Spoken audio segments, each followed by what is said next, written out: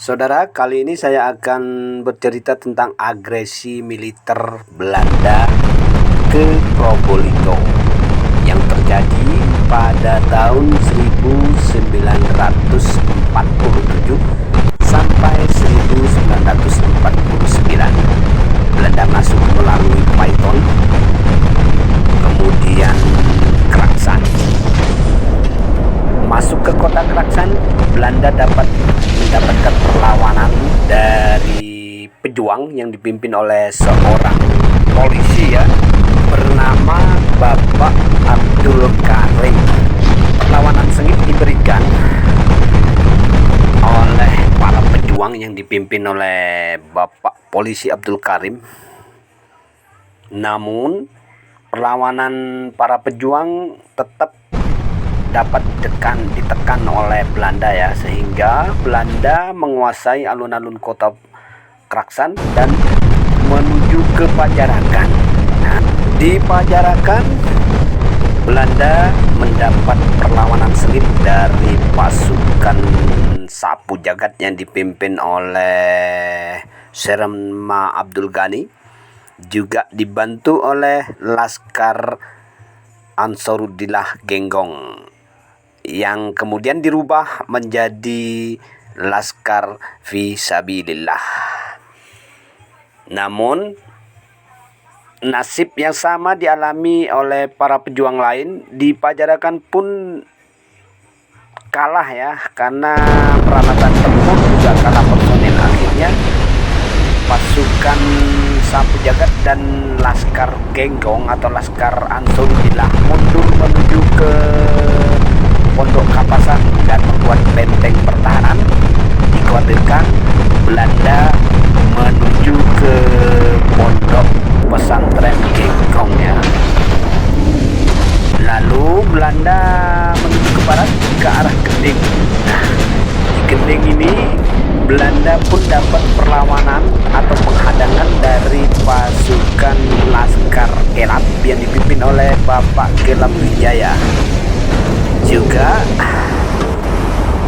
Laskar Sakera yang dipimpin oleh Bapak H.M. Dahlan. Kedua laskar ini melakukan perlawanan dan penghadangan terhadap Belanda agar Belanda tidak jadi masuk ke kota Probolinggo atau tidak menguasai kota Probolinggo Namun karena kalah jumlah personil juga kalah peralatan tempur, Belanda pun merangsek masuk sampai ke Gunung Bentar. Di Gunung Bentar pun Belanda sudah ditunggu oleh pasukan TNI yang dipimpin oleh Bapak Serma Suparman dan Sersan Tilam, juga dibantu oleh pasukan kepolisian yang dipimpin oleh Siaman atau prajurit Siaman yang sekarang patungnya atau monumennya diabadikan di perempatan Ecapan. Nasib yang sama dialami juga oleh pasukan pejuang dari TNI juga polisi yang berada di Gunung Bentar. Karena kalah jumlah juga kalah peralatan tempur, maka dengan terpaksa pasukan mundur menuju Dringu dan bertahan Dringu untuk melakukan penghadangan agar pasukan Belanda tidak jadi masuk ke kota Probolinggo. Sedangkan pasukan yang dipimpin oleh prajurit Siaman bergerak maju atau bergerak mundur dan bertahan di batas kota Probolinggo yang saat itu masih berada di wilayah Pertukuan King kalau sekarang Pertukuan King atau Jalan Gatot Subroto. Nah, di situ batas kota. Pasukan Siaman bertahan di batas kota untuk melakukan penghadangan lebih lanjut terhadap pasukan Belanda.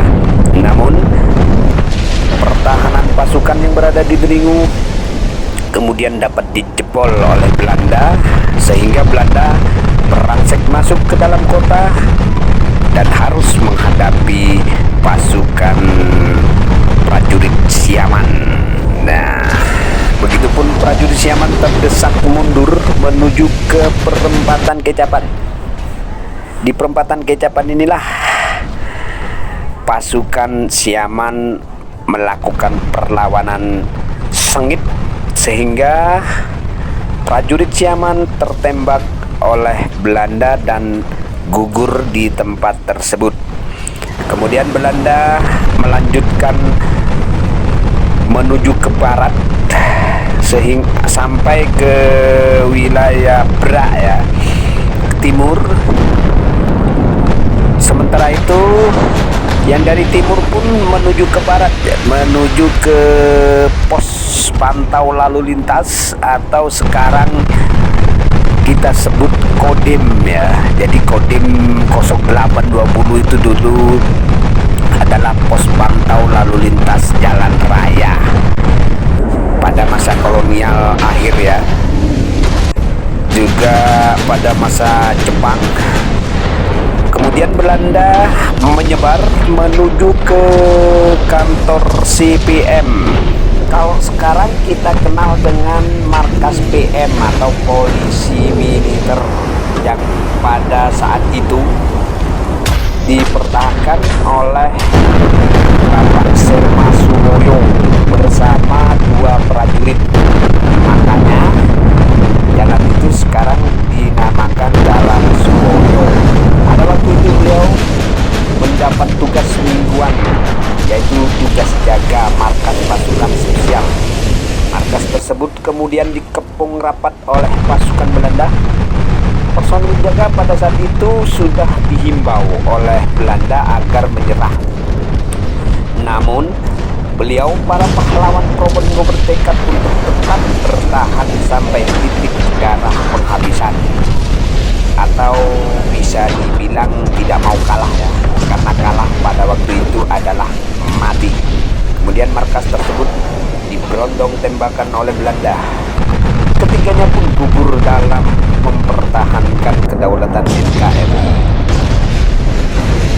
khususnya mempertahankan kota Probolinggo. Jasad ketiganya kemudian dimakamkan di depan Panti Budaya. Lalu pada hari Kamis tanggal 10 November 1960, makam tersebut dipindah ke Taman Makam Pahlawan Kota Probolinggo. Pasukan Belanda kemudian menuju ke Benteng Mayangan sebagai pusat ya, atau sebagai pusat pertahanan kota Probolinggo. Akhirnya Belanda berpesta pora. Kemudian pada tanggal 23 September 1949, para pejuang dan pasukan TNI juga polisi bersatu padu mengepung kota Probolinggo pada malam hari untuk dilakukan serangan dadakan terhadap markas atau Benteng Mayangan yang dijadikan markas tank atau markas artileri oleh Belanda ya. Serangan dadakan dilakukan oleh pasukan kita pada waktu itu, dimulai pada jam 4 pagi atau jam 4 pagi setelah subuh ya. Setelah subuh pasukan kita sudah mengepung kota Probolinggo serapat-rapatnya agar pasukan Belanda tidak mendapat bantuan dari kota-kota lain, baik dari Pasuruan, Situbondo ataupun Lumajang, karena di titik-titik atau di kantong-kantong pertahanan tersebut sudah dijaga oleh personil TNI, juga dibantu oleh para pejuang Laskar Rakyat untuk menghalau pasukan Belanda yang akan membantu rekan-rekan mereka yang berada di kota Probolinggo yang saat itu telah terkepung rapat oleh pasukan TNI dan para pejuang juga Polri ya. Kemudian terjadilah pertempuran sengit yang ditandai dengan dibakarnya pelabuhan Mayangan. Dengan begitu, maka tumpahlah peluru-peluru dari moncong-moncong senjata milik pejuang yang jumlahnya mencapai ribuan menghujani kota Probolinggo yang saat itu sudah dikuasai oleh pasukan Belanda. Pasukan Belanda sempat kaget ya mendapat serangan dadaan, sehingga tidak sempat melawan. Bahkan tank artileri mereka hanya beberapa yang keluar untuk melakukan pertahanan terhadap serangan pasukan kita pada waktu itu. Pertempuran terus berlanjut sampai pasukan kita dapat merontokkan atau menguasai Benteng Mayangan yang pada saat itu dijadikan markas besar tentara Belanda di Probolinggo. Karena Benteng Mayangan adalah tempat atau salah satu tempat yang harus dijatuhkan ya, karena di situ merupakan pusat pergerakan atau pusat pasukan terbesar Belanda. Pertempuran hingga mencapai siang hari.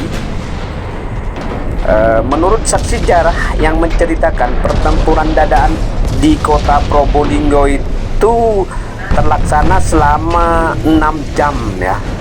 6 jam pertempuran yang mana para pejuang berada di parit-parit yang sudah digali di pinggiran kota Probolinggo, itu di tepi pantai ya.